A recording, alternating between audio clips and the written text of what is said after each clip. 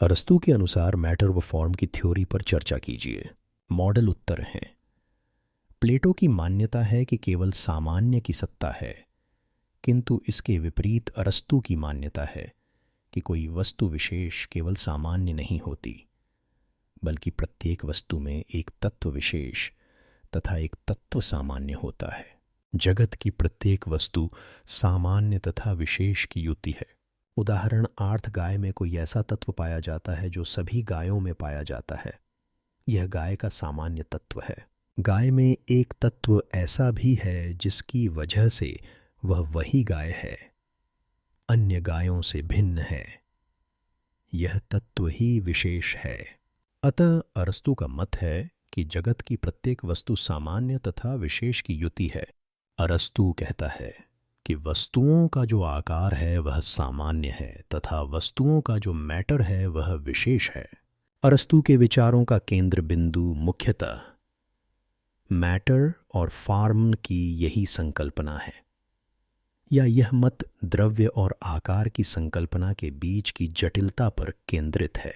उन्होंने मैटर को एक अनिश्चित तत्व माना है जिसमें गुणों का अभाव है, जैसे मिट्टी का लौंदा जिसे कोई भी आकार दिया जा सकता है। इस विचार ने भौतिकता के अध्ययन को नई दिशा दी है, जिससे यह सिद्ध होता है कि मैटर केवल स्थिति में है और इसे आकार में परिवर्तित करने के लिए गति की आवश्यकता होती है। फॉर्म और मैटर की यह जोड़ी इस समस्त विश्व की वस्तुओं का आधार है। अरस्तू ने अपने दर्शन में शुद्ध मैटर तथा शुद्ध फॉर्म की कल्पना की है। इनके अनुसार शुद्ध फॉर्म, शुद्ध आकार ने ही शुद्ध मैटर में गति उत्पन्न की, जिससे संभाव्य पोटेंशियल मैटर आकार ग्रहण करके सिद्ध एक्चुअल वस्तु के रूप में प्रकट हो गया। यही कारण है कि संसार की प्रत्येक वस्तु मैटर तथा आकार की युति है। अरस्तू के अनुसार प्रत्येक वस्तु की उत्पत्ति शुद्ध आकार से, प्योर फॉर्म से होती है, जो मैटर में गति, एनर्जी, पावर उत्पन्न करता है। यह गति, जिसे उन्होंने अव्यक्त क्षमता या अंतः शक्ति कहा है, वस्तुओं के उद्भव और विकास का आधार है। यह आकार ग्रहण करने की प्रक्रिया को समझाने में सहायक होती है, क्योंकि बिना इस गति के मैटर का अस्तित्व केवल संभावना में रह जाता। उन्होंने स्पष्ट किया कि गति सिर्फ एक शारीरिक बदलाव नहीं है, बल्कि यह परिवर्तन की एक गूढ़ प्रक्रिया है। अरस्तू के दर्शन में मैटर एक अनिश्चित तत्व है। उनके अनुसार मैटर में किसी भी प्रकार का भेद नहीं किया जा सकता है, क्योंकि उसमें गुणों का नितांत अभाव पाया जाता है। मैटर में गुणों का नितांत अभाव होने के कारण मैटर के आधार पर एक वस्तु को दूसरी वस्तु से पृथक नहीं किया जा सकता है।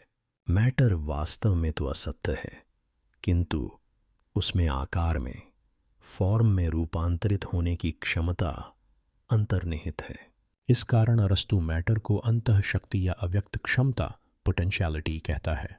अरस्तू ने मैटर के फॉर्म में रूपांतरित होने की क्षमता को ही गति कहा है।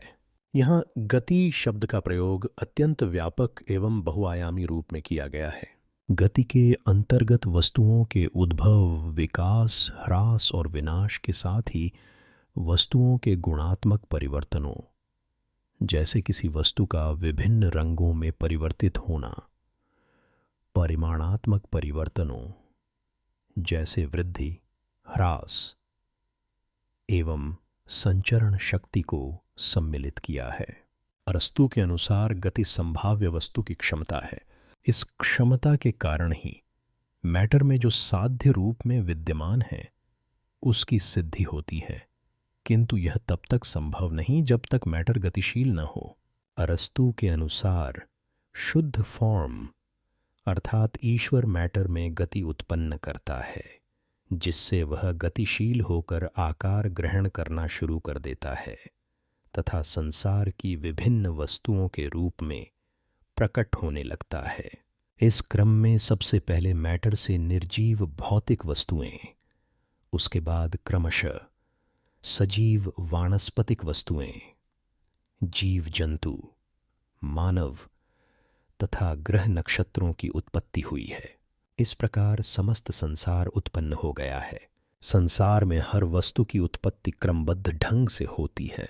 प्रवाह में मैटर से निर्जीव भौतिक वस्तुएं उत्पन्न होती हैं, जिसके पश्चात सजीव वानस्पतिक, जीव जंतु, मानव और अंत में ग्रह नक्षत्रों का आविर्भाव होता है। प्रारंभिक उत्पत्ति में प्रारंभिक स्तर पर उत्पन्न हुई वस्तुओं में मैटर की मात्रा अधिक होती है, जबकि आकार की फॉर्म की मात्रा कम। जैसे जैसे वस्तुएं विकसित होती हैं, मैटर की मात्रा कम हो जाती है और आकार फॉर्म बढ़ता जाता है। यह परिवर्तन निरंतर चलता रहता है, लेकिन मैटर कभी भी पूर्ण रूप से आकार में परिवर्तित नहीं हो सकता, क्योंकि यह स्वभाव से एक अवरोधक है जो गति को रोकता है।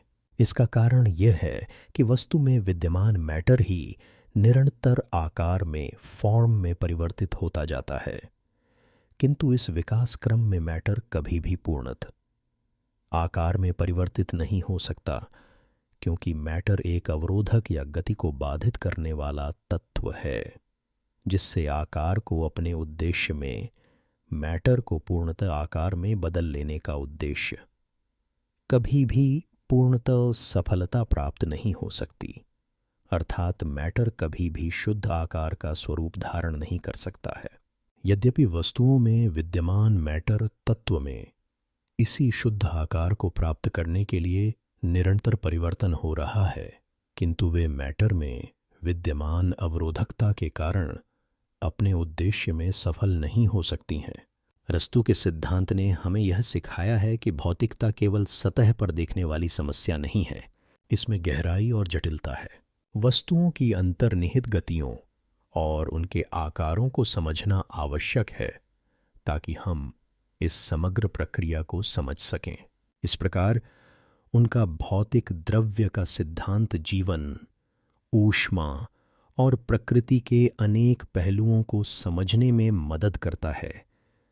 उनका भौतिक द्रव्य का सिद्धांत सर्वत्र व्यवहार में लाया जा सकता है, जिससे हम संसार की वस्तुओं की सच्चाई को अधिक स्पष्टता से देख सकते हैं।